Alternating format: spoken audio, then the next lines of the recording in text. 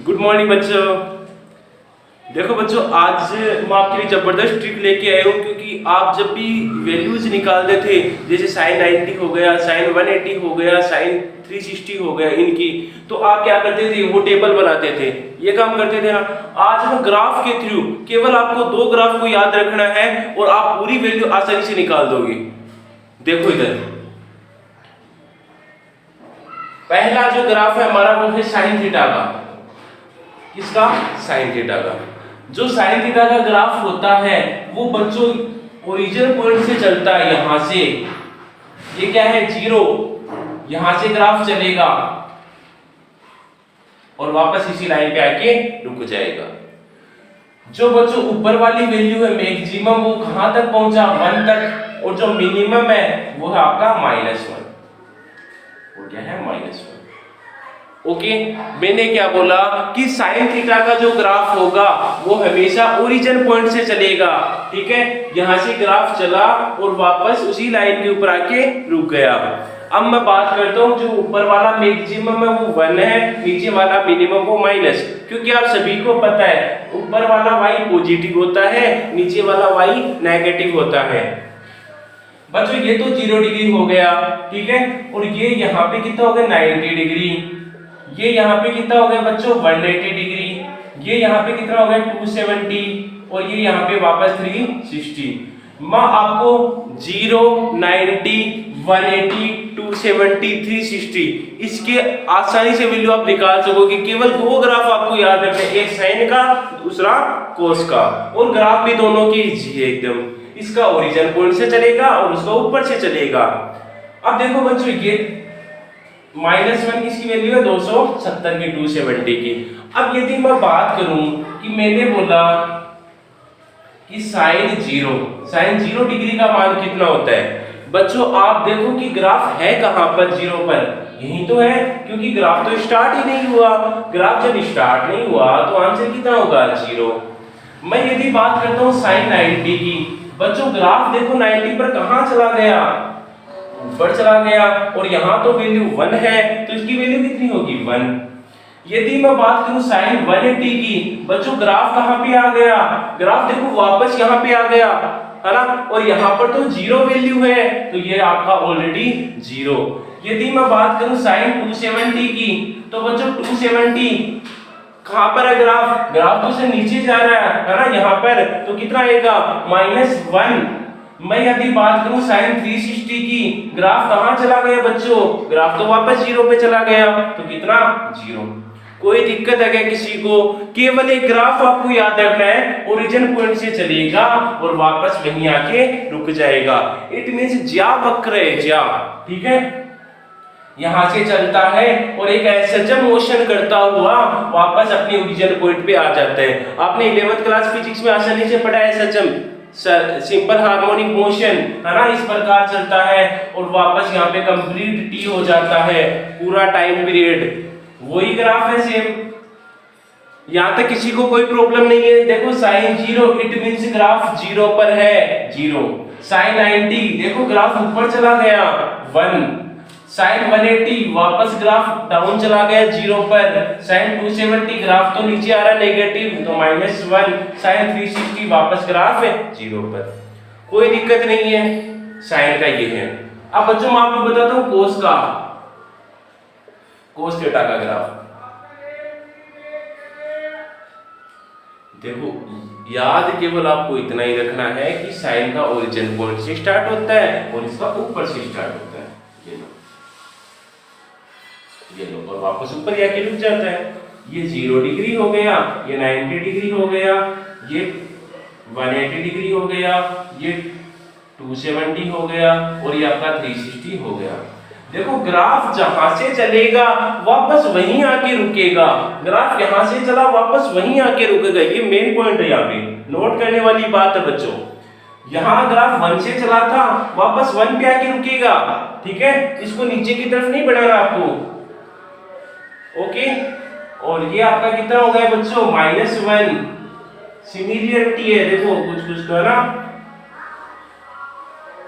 अब वैल्यू निकालते हैं बच्चों, यहां लिख दूं, है ना, देखो यहीं लिख देता हूं मैं, cos 0 डिग्री।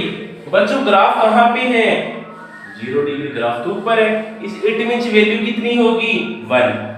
यदि मैं बात करता हूँ cos 90, बच्चों ग्राफ कहाँ पे है? ग्राफ तो देखो 0 पे आ गया ना, 0 वाली लाइन पे, क्योंकि इस लाइन पे ऑलरेडी मान 0 है, 0 डिग्री। यदि मैं बात करता हूँ cos 180 डिग्री की, ग्राफ कहाँ है बच्चों? देखो ग्राफ तो नीचे जा रहा है, इट मींस -1। फिर मैं बात करता हूँ cos 270 डिग्री की। 270 का मतलब ग्राफ कहाँ पे है बच्चों? वापस 0 पे आ गया, 0 डिग्री। यदि मैं बात करूं cos 360 डिग्री की, बच्चों ग्राफ कहाँ पे है? देखो ये रहा ऊपर 1। किसी को कोई प्रॉब्लम है क्या? देखो केवल आपको 2 ग्राफ याद रखने, आपकी सारी वैल्यू क्लियर हो रही है।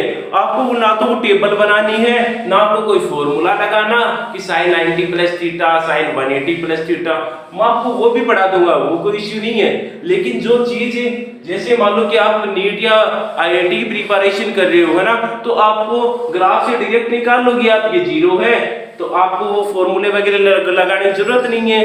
क्यों? क्योंकि इतना ही तो टाइम मिलता है ना। यहाँ आप आसानी से निकाल सकते हो मान। मैं बच्चों को पूछता हूँ sin 270 का मान कितना है? ग्राफ कहाँ है? नीचे -1। ठीक है। मैं आपको बोलता हूँ कि sin 360 ग्राफ कहाँ है? 0 पे, है ना, तो 0। कोई प्रॉब्लम नहीं है। tan के लिए क्या करोगे? मैंने मेरी पिछली क्लास में बताया था कि tan theta is equal to होता है sin theta upon cos theta, है ना। तो देखो tan थीटा कैसे निकालेंगे। tan थीटा का फॉर्मूला क्या है? sin theta upon cos theta. अब मेरे को चाहिए बच्चों tan 0 डिग्री का मान, तो मैं क्या लिखूंगा?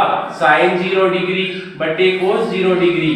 तो sin 0 की वैल्यू 0 और 0 में किसी का भी डिवाइड लगाते हैं तो आंसर कितना आता है? 0। ठीक है। मैं बात करता हूँ sin 90 डिग्री की, क्या होगा? sin 90 upon cos 90, sin 90 upon cos 90। sin 90 कितना है? 1, cos 90 कितना है? 0। इट मींस किसी भी संख्या के अंदर यदि हम 0 का डिवाइड लगाते हैं तो बच्चों इन्फिनिटी बन जाता है, तो ये आपका क्या हो जाएगा? इन्फिनिटी हो जाएगा।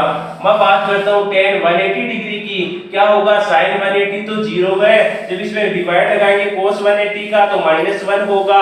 इट मींस वापस 0, क्योंकि 0 के अंदर किसी का भी डिवाइड लगाएंगे आंसर 0 आना है। tan 270 का निकालेंगे तो कितना करेंगे? sin 270 अपॉन cos 270 माइनस का 1 अपॉन 0, कितना आएगा बच्चों? एक में 0 का डिवाइड लगाएंगे इन्फिनिटी बनेगा। tan 360 कितना होगा? sin 360 इट मींस 0, 0 में 1 का डिवाइड लगाया 0। देखो कोई प्रॉब्लम नहीं है, केवल 2 ग्राफ को याद रख लो कि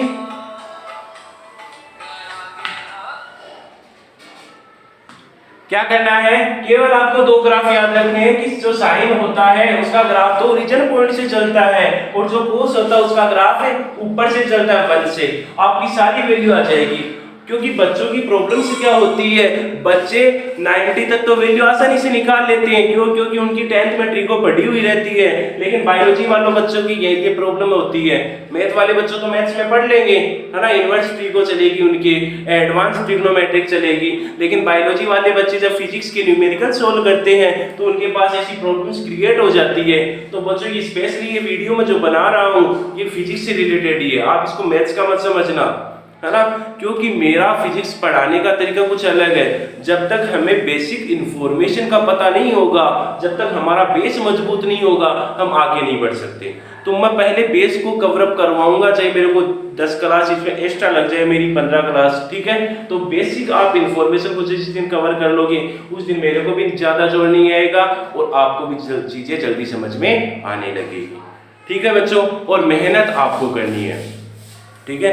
अब कई बच्चों के कमेंट आ रहे थे कि सर हम तो गवर्नमेंट स्कूल में जाते हैं, हमारे तो ना कुछ ऑनलाइन क्लासेज हो रही। तो उन बच्चों को मैं एक मैसेज देना चाहता हूं कि बच्चों देखो, स्ट्रगल जो टाइम होता है, स्ट्रगल टाइम में क्या होता है कि हमारी जो सारी मोमेंट है ना वो पीक पे हो जाती है ना। तो उस टाइम पे हमको डिसाइड करना होता है कि हम वहां से आगे बढ़े या फिर हम वहां से ओवरटर्न हो जाए, है ना। तो आपको डिसाइड करना है, गवर्नमेंट स्कूल में पढ़ रहे हो कोई दिक्कत नहीं है ना, आपको बुक को फॉलो करो, यूट्यूब पे काफी सफिशिएंट मटेरियल पड़ा है उसको फॉलो करो, मेहनत आपको करनी पड़ेगी, है ना।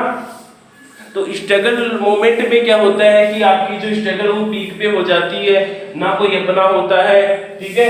बस यदि उस टाइम पे आप डटे रह गए, है ना, तो आपको सफलता आसानी से मिल जाती है। बट लोग क्या करते हैं कि उस स्ट्रगल पॉइंट से यूटर्न हो जाते हैं कि नहीं अब पढ़ने का कोई फायदा नहीं है ना। तो आपको वहां पर डटे रहना है, ठीक है बच्चों, और आपको सफलता अवश्य मिलेगी। और इसको आप नोट कर लेना, ठीक है। दोनों ग्राफ मैंने साइन कोस tan की वैल्यू बता दी है, और कोसेक और सेक और कोट ये आपको पता है। साइन का अपोजिट कोसेक होता है, कोस का अपोजिट सेक होता है, tan का अपोजिट कोट होता है। आप आसानी से निकाल सकते हो। थैंक यू बच्चों।